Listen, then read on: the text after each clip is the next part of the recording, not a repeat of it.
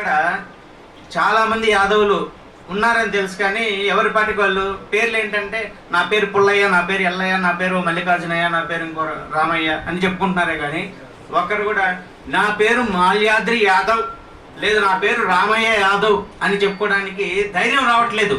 అది ఎందుకు రావట్లేదు అని మాకు తెలియదు. సరే, దానికోసం మేము కొంతకాలం ఆలోచించి ఒక నిర్ణయం తీసుకొని గోకుల యాదవ సంఘం అనే ఒక సంఘాన్ని ఎస్టాబ్లిష్ చేసి ప్రధానంగా అది కృష్ణాష్టమి వేడుకలు, తర్వాత వచ్చేసి ఉన్నాయి కదా కార్తీక వనభోజనాలు, అవి పెట్టి చిన్న చైతన్యాన్ని మొదలు పెడితే వేలల్లో జనం ఆశ్చర్యం. యాదవ సంఘం తరపున వనభోజనాలు జరుగుతున్నాయి అనగానే వేలల్లో వచ్చేసారు. అరే ఎక్కడున్నారా మీరంతా, ఎక్కడ కనపడటం లేదు, ఎప్పుడు ఎవరికి అందుబాటులో లేరు అంటే ఏం పేరయ్యా నా పేరు అంటే పరిచయ కార్యక్రమం పెడితే దానికి సిగ్గే.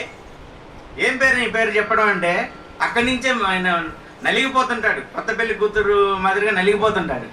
పేరు చెప్పవే అంటే నా పేరు సీనండి, నా పేరు శ్రీనివాస్ యాదవ్ అని ఎందుకు చెప్పలేకపోతున్నారో నాకు అర్థం కాదు. అరే రొమ్ము విరుచుకొని చెప్పగలిగినటువంటి చరిత్ర ఉంది మనకి, మరి ఎందుకు దాచుకోవాలి? అరే ఎవరో అంటే కులం గురించి నేను ప్రస్తావించట్లేదు, ప్రత్యేకించి కాదు, అంటే మన విశిష్టత గురించి మనం చెప్పుకోవడంలో తప్పే ఉంది అంటున్నాను నేను.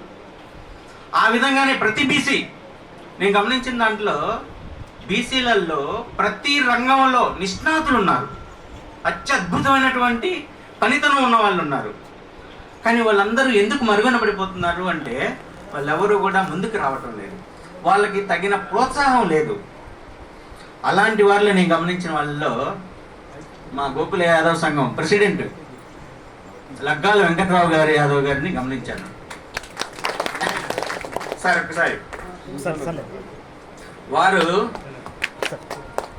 ప్రతి పని, ఆయన ఒక బిల్డర్, ఆయన ఇప్పుడు పేరుగాంచిన బిల్డరు, ఆయన ప్రతి పని మనలో మన వాళ్ళు ఉన్నారు, యాదవులు మన వాళ్ళు బీసీలు ఉన్నారు, వాళ్ళకి ఎందుకు ఇవ్వకూడదు, పలానా పని ఆయన చేయగలడు, ఆయన తీసుకొచ్చి ఎంకరేజ్ చేద్దాం, ఆయన ద్వారా 10 మంది ఇంకో 10 మంది పిలుస్తారు. అట్లా ఆయన ప్రతి పనిలో మన వాడిని ఎన్నుకుందాము అని ఎన్నుకుంటూ ఎంతో మందికి అవకాశాలు ఇచ్చారు. ఈరోజు దాదాపుగా ఆయన కట్టే ప్రతి కన్స్ట్రక్షన్లో మన వారి పాత్ర చాలా ఎక్కువగా ఉంది. మన వారు చాలామంది ఆయన నీడలో ఉన్నారు.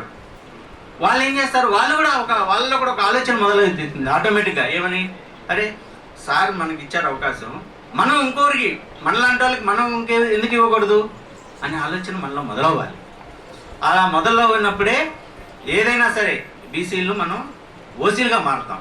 అరే ఓసీలు చూస్తే సంఖ్య చూస్తేనేమో పదుల సంఖ్యలోనూ వేళ్ళలో లెక్క పెట్టే సంఖ్య ఉంటుంది, కానీ అధికారులు మాత్రం వాళ్ళకే ఉంటుంది. లక్షల్లో జనం ఉంటాం, వెనకే ఉంటాం. ఎందుకుంటామో తెలియదు. అరే సరే చదువుల్లో తక్కువైందా అంటే లేదు, మంచి నిష్ణాతులు ఉన్నారు, మంచి ఉద్యోగస్తులు ఉన్నారు, వాళ్ళకి ఎవరికి ధైర్యం లేదు. మెయిన్ ఏం జరుగుతుందో సరే, ఉన్న వాళ్ళు ఎవరో కొంతమంది బయటకు వస్తే వాళ్ళందరూ కూడా లీడర్లే. ఇప్పుడు ఎవరైనా ఒక లీడర్ ఉండి వాడిని మనం ఫాలో చేస్తూ వస్తే మిగతా వాళ్ళకి కూడా లీడర్గా అవకాశం వచ్చేది త్వరలో. కానీ అలా కాదు, ఒక అతను లీడర్ అయ్యాడు అంటే అతన్ని అసూయతో అతను ఒక్కడే ఎందుకు కావాలి లీడర్, నేను ఎందుకు కాకూడదు, ఈ ఆలోచనతోనే మనం ఉంటాం. ఈ ఆలోచనతో ఉంటే మనం ఎలా పురోగమనం ఉంటుంది, తిరోగమనమే ఉంటుంది. ఈ ఆలోచన ఎప్పుడైతే మారుతుందో ఆ రోజే బీసీలలో రాజ్యాధికార కాంక్ష ఎప్పుడైతే జటిలం అవుతుంది.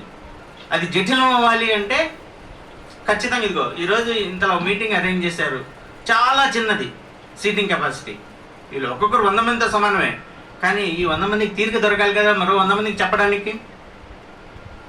ఎందుకు అంటే తెలుసుకొని కూడా ఎందుకు రాలేకపోతున్నారనే ఒక బాధ. అరే మనం అంతా చైతన్యం ఉంటేనే మనలో సత్తా ఉంది, చైతన్యం మనం ఇంకొకరిని రగల్చగలిగితేనే. ఈరోజు బీపీ మండల్ గారు గురించి ప్రత్యేకించి చెప్పుకోవాల్సిన పరిస్థితి వచ్చింది. అదే ఆ స్థానంలో ఇంకొకరు ఉంటే వాళ్ళని ఎన్నో విగ్రహాలు, ఏ వీధిలో పెట్టిన విగ్రహం ఉండేది. కానీ మన దరిద్రం ఇది, మనకి ఆ ధైర్యం లేకపోవడం. ఇకనైనా మారండి. ఇప్పుడు ఆ పాత చింతకాయ పచ్చడిని వదిలిపెట్టండి. గాంధారి శాపాన్ని మనం దాటి రావాలి. గాంధారి శాపం శ్రీకృష్ణుడి వల్ల మంచి జరిగిన దానికంటే చెడు ఎక్కువ జరిగింది మనకి, నాకు తెలిసి ఆలోచిస్తే. సరే, దాన్ని పక్కన పెట్టేస్తే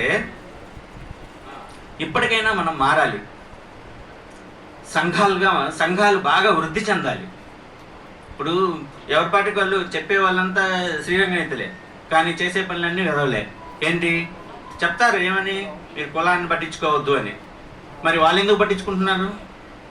ఒక కులం, అగ్రకులం అధికారంలో ఉంది అంటే ఎటు చూసినా చుట్టూ కంచె మొత్తం వాళ్ళే ఉంటారు, లేదా 100% వాళ్ళే ఉంటారు. కానీ మన వాళ్ళకి అవకాశం, మనవాడు ఒకడున్నాడు అంటే మిగతా వాళ్ళు ఎక్కడ కనపడరు. ఇక అది ఎందుకు ఎంకరేజ్ చేసుకోవట్లేదు?